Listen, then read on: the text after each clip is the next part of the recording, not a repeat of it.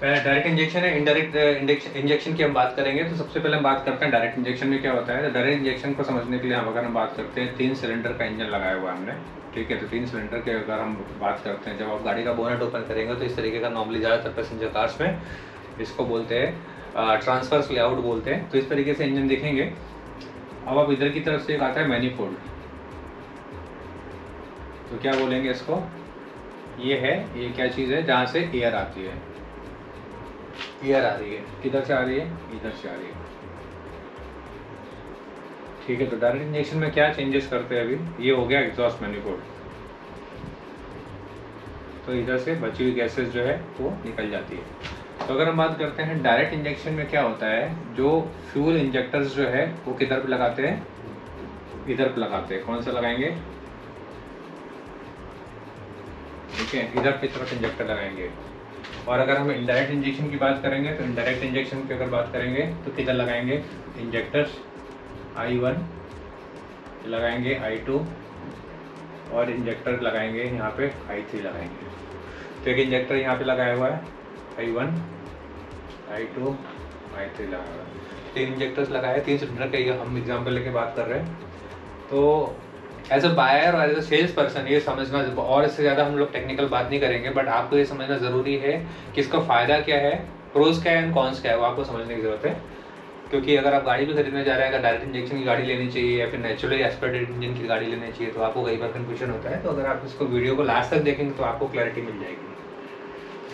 तो जब इंजेक्टर को यहाँ पे हम डायरेक्टली कंबशन चैम्बर में स्प्रे करते हैं और विद हाई प्रेशर, यहाँ पे अगर हम बात करते हैं डायरेक्ट इंजेक्शन में क्या यूज़ करते हैं हम, हाई प्रेशर।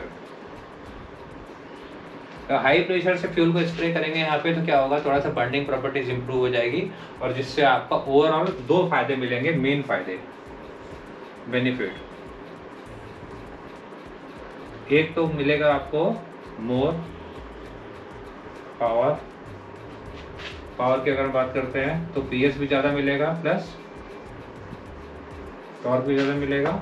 और अगर हम बात करते हैं, और यहाँ पे क्या मिलेगा आपको, मोर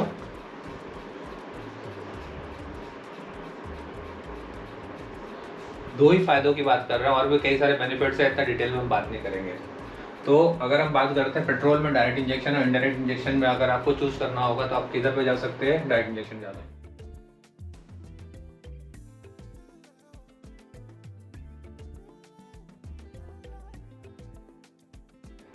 और इनडायरेक्ट की अगर हम बात करते हैं, तो इनडायरेक्ट में क्या है कि चूंकि यहाँ पे इनटेक मैनिफोल्ड पे इंजेक्टर्स लगे होते हैं, तो जो एयर और फ्यूल का मिक्सचर इंजन के अंदर आएगा, जब एयर का फ्यूल का मिक्सचर अंदर आएगा, तो डायरेक्ट इंजेक्शन के कंपैरिजन में थोड़ा सा ये हो गया इनडायरेक्ट। तो लेस इन कंपैरिजन टू, अभी हम सिर्फ डायरेक्ट इंजेक्शन कंपैरिजन बात कर रहे हैं, तो इनडायरेक्ट में क्या मिलेगा आपको, थोड़ा सा लेस पावर मिलेगा और लेस एफिशिएंसी मिलेगी, ठीक है। तो आई थिंक ये बेसिक आपको समझ में आ गई।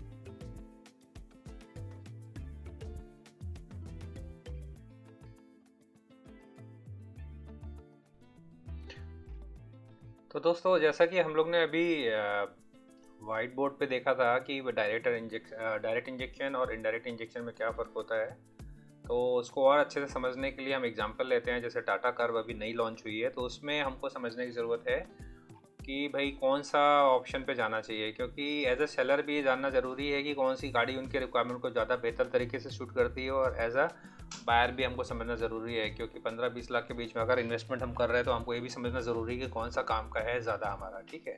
तो हम देखते हैं, एग्जाम्पल्स देखते हैं यहाँ पे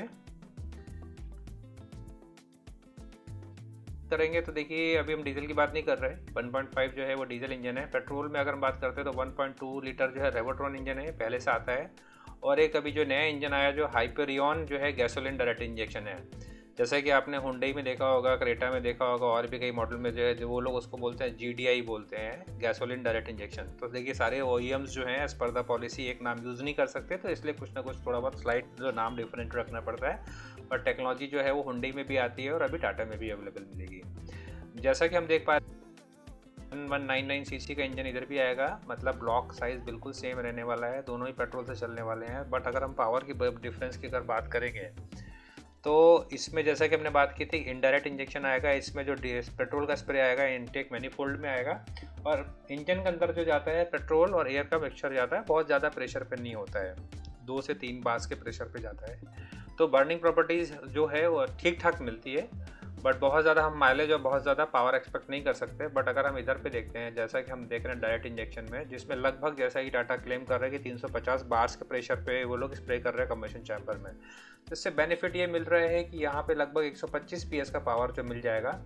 अच्छा, कभी भी आप लोग किलोवाट को अगर आप PS में कन्वर्ट करना है तो 1.36 से अगर मल्टीप्लाई कर देंगे तो पता चल जाएगा आपको, तो लगभग 119 PS इधर आ जाएगा और 125 PS इधर आ जाएगा। अच्छा, उससे भी ज़्यादा इंपॉर्टेंट बात ये है कि अगर हम टॉर्क की बात करते हैं तो टॉर्क जैसा कि आप देख रहे हैं 170 Nm का टॉर्क मिल रहा है, और ये इंजन काफ़ी पहले से आ रहा है टाटा में 1750 से 4000 RPM में। बट अगर हम बात करते हैं इस डायरेक्ट इंजेक्शन वाले इंजन में तो 225 Nm का टॉर्क मिल जा रहा है 1750 RPM पे, तो जो कि ज़्यादा बेटर रहेगा। तो अगर हम बात करते हैं परफॉर्मेंस की, बात करते हैं पैडल रिस्पॉन्स की, बात करते हैं ओवरऑल कंफर्ट की, बात करते हैं ड्राइविंग प्लेजर की, बात करते हैं, तो you should go for this direct injection engine. देखते हैं ये जो ग्राफ दिखा रहा है कि कौन कौन से इंजन ऑप्शंस में कौन कौन से ट्रांसमिशन मिलेंगे और कौन से वेरिएंट पे जा सकते हैं। तो अगर हम देखते हैं जैसे कि ये जो डायरेक्ट इंजेक्शन वाला इंजन है, तो ये जो इंजन में जो 6 स्पीड मैनुअल ट्रांसमिशन स्टार्ट होगा आपका क्रिएटिव एस से। हालांकि अभी गाड़ी ये लॉन्च नहीं हुई है, बट बुकिंग्स वगैरह आप चालू कर दी डीलर्स ने, तो बुकिंग करने के पहले ये सब चीज़ों को समझना बहुत ज़रूरी है। और इसमें मिलेगा आपको 7 स्पीड का ड्यूअल क्लच ऑटोमेटिक है। ये बेसिकली ऑटोमेटिक ट्रांसमिशन का ही एक वैरायटी है, जिसमें 2 सेट ऑफ क्लचेस रहते हैं, दो और एक ऑड नंबर्स के गियर्स को एंगेज करते हैं और एक इवन नंबर्स के, तो थोड़ा सा रिस्पॉन्स टाइमिंग जो है फास्ट मिल जाता है। इसीलिए हुंडई भी है और भी कई कंपनी, VW है, स्कोडा भी, ये भी DCA जो यूज़ करते हैं, और भी इवन दूसरे ब्रांड्स में भी DCA और आपको मिल जाएगा अभी। जैसे VW स्कोडा में वो DSG बोलेंगे, किसी और लग्जरी कार्स में पोर्शे वगैरह में उसका PDK बोलेंगे, तो टेक्नोलॉजी सेम रहेगी। तो फाइनली हम इस वीडियो को कंक्लूड करते हैं। तो अगर आप जाना चाहते हैं, अगर आप कर्व लेना चाह रहे हैं, तो आप जा सकते हैं डायरेक्ट इंजेक्शन के, जा सकते हैं जहाँ पे पावर भी ज़्यादा मिलेगा, आपको परफॉर्मेंस भी ज़्यादा मिलेगा। अब मैनुअल पे जाना है या ट्रांसमिशन ऑटोमेटिक पे जाना है, तो इसके लिए एक हम नेक्स्ट वीडियो में आएंगे, जिसमें आपको आइडिया लग जाएगा कि कौन सी रिक्वायरमेंट के हिसाब से क्या चीज़, क्या प्लस मिलेगा, क्या माइनस मिलेगा दोनों गियर बॉक्सेस पे, कौन से गियर बॉक्स के साथ जाना ठीक है, क्या क्या फ़ायदे मिलेंगे मैनुअल के और क्या फ़ायदे मिलेंगे ऑटोमेटिक के। Thank you.